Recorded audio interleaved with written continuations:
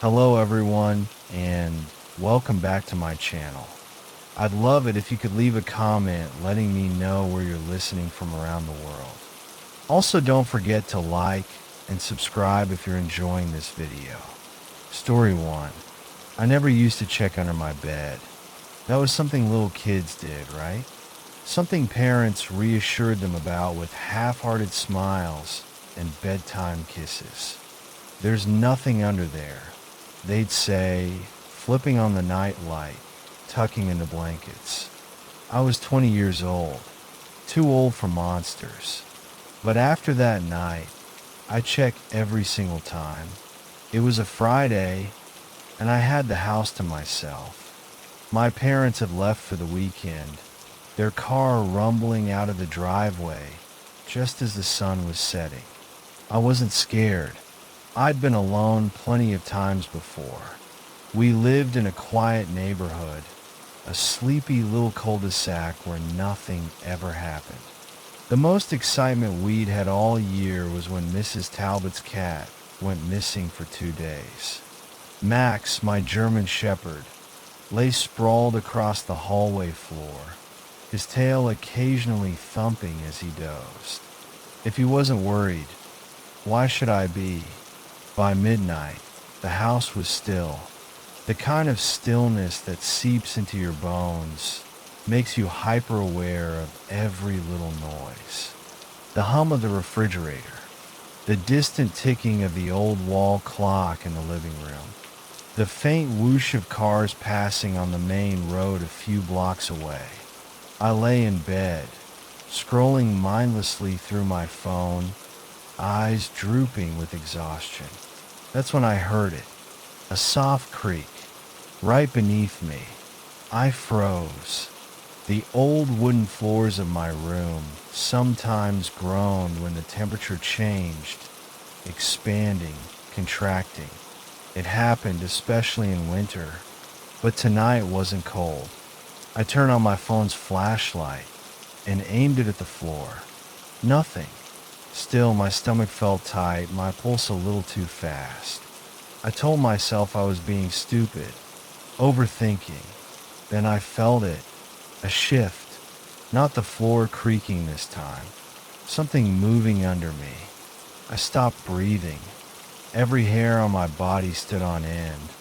The space under my bed was small, barely big enough for me to squeeze under as a kid. There was no way someone could fit under there, right? I listened, and then, I know you're awake. A whisper, too close, too real. My blood turned to ice. My body reacted before my brain did. I leapt out of bed, so fast I nearly twisted my ankle. Max shot up. His ears pricked, his body tense. Then he was off, sprinting into my room, snarling. A deep, guttural sound I'd never heard from him before. I didn't stay to find out what he saw.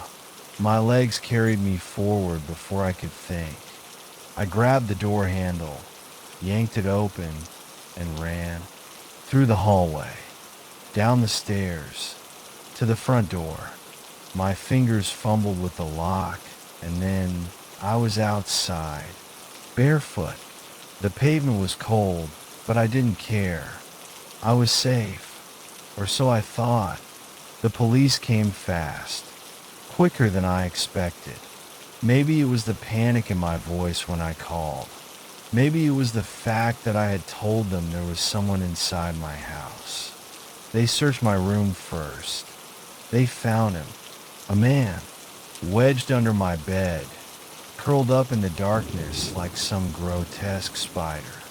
He had been there for hours, maybe longer, watching me, listening. He had a knife, a rope, and a Polaroid camera. That was bad. But what was worse, what made my skin crawl, my stomach twist, my hand shake even now, months later, he had pictures of me, sleeping, not just from that night, from nights before, pictures taken from inside the house, before I was ever alone. Story 2. I moved into the apartment in October, right before the nights started getting longer. It wasn't much, small, a little rundown, but it was cheap and I needed a place fast. The landlord didn't ask too many questions, just handed me the keys with a crooked smile and said, "You'll get used to it." I thought he meant the noise from the street below, the shouting, the occasional gunshot, the sirens. I was wrong. The first time I heard the tapping, I had just gotten into bed. A soft, rhythmic sound against the window pane. Tap, tap, tap, like a loose shutter in the wind. I ignored it. It came again the next night. Tap, tap, tap. Same time, 2 a.m. I told myself it was a branch, but there were no trees outside my window. My apartment was on the third floor, facing an empty alleyway. Just cracked asphalt and a rusted dumpster below. A week passed. Every night, tap, tap, tap. I refused to look. I don't know why. Something deep in my gut told me I didn't want to see what was on the other side of the glass. Then one night, curiosity won. I sat up in bed, my pulse hammering, and reached for the curtain.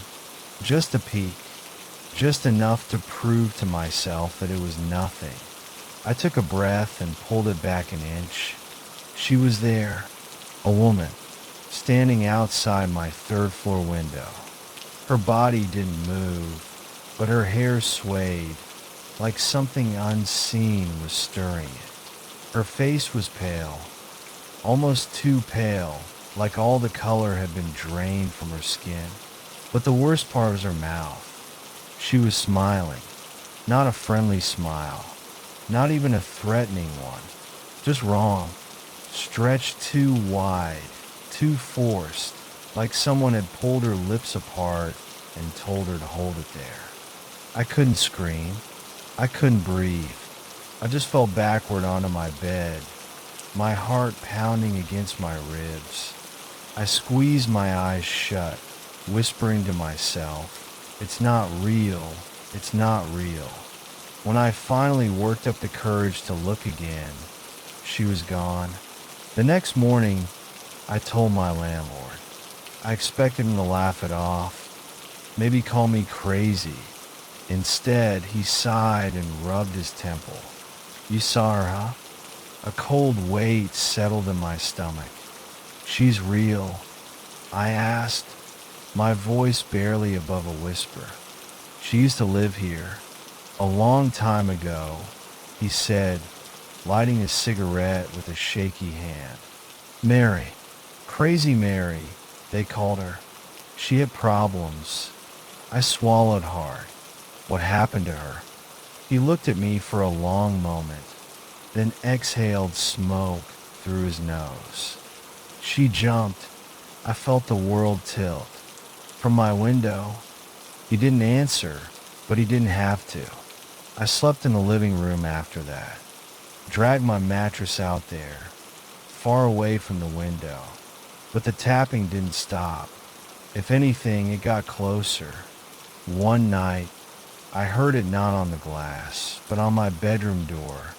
Tap, tap, tap. I stopped sleeping altogether. Then, one night, I woke up with a start. The room was dark, the air thick with silence. Something was wrong.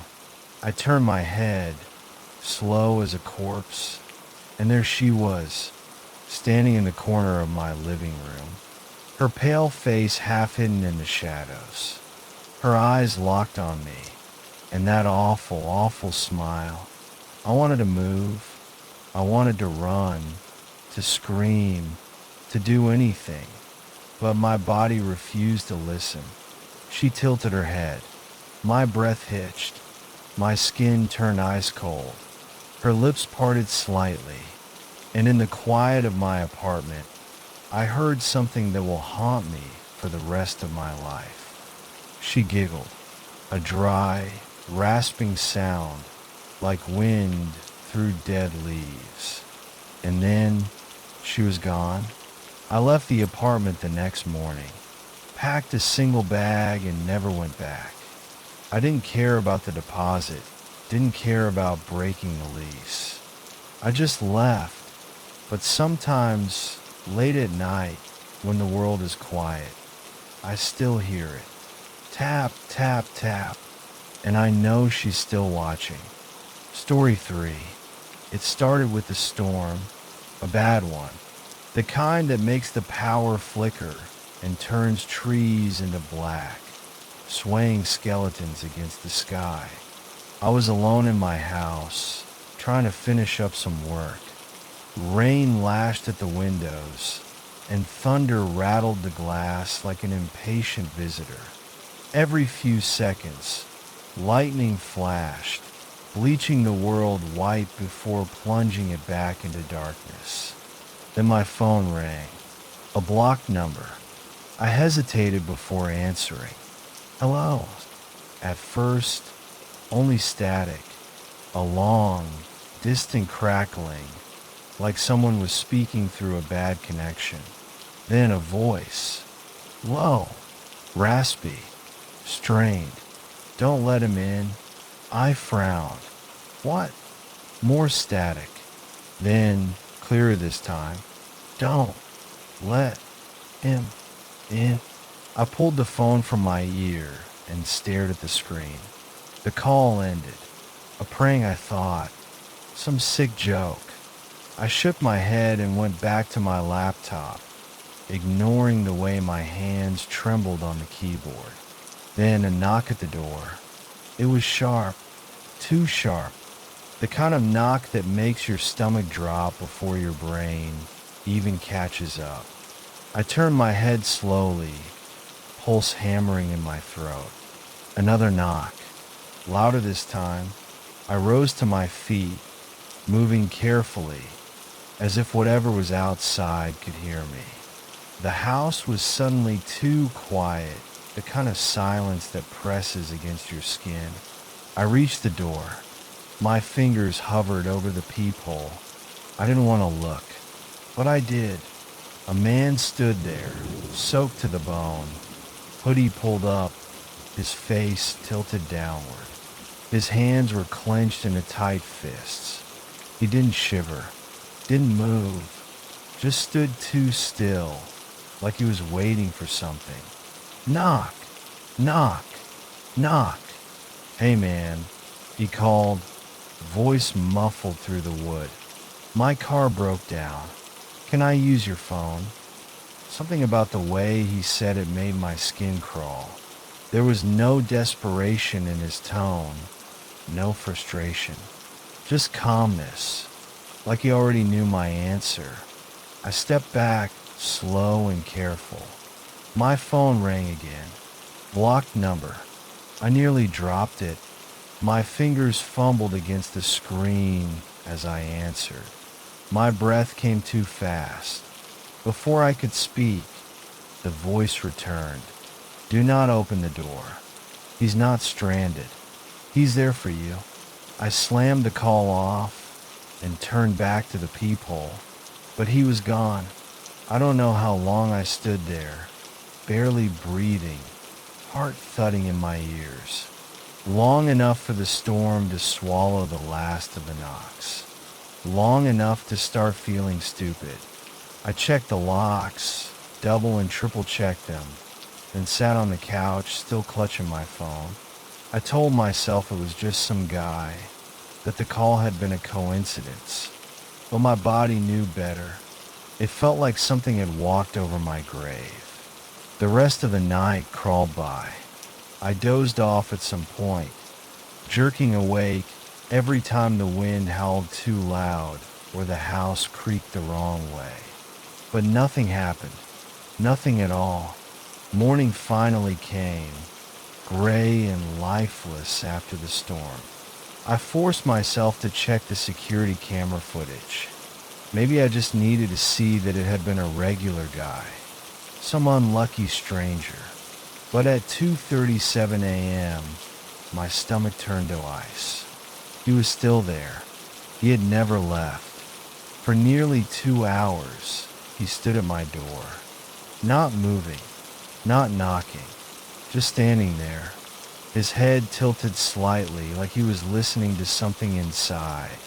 Then, just before dawn, he turned to face the camera, and he smiled, the kind of smile that doesn't reach the eyes, that isn't human. And then he walked away. But I can't shake the feeling that he'll come back, that maybe next time I'll open the door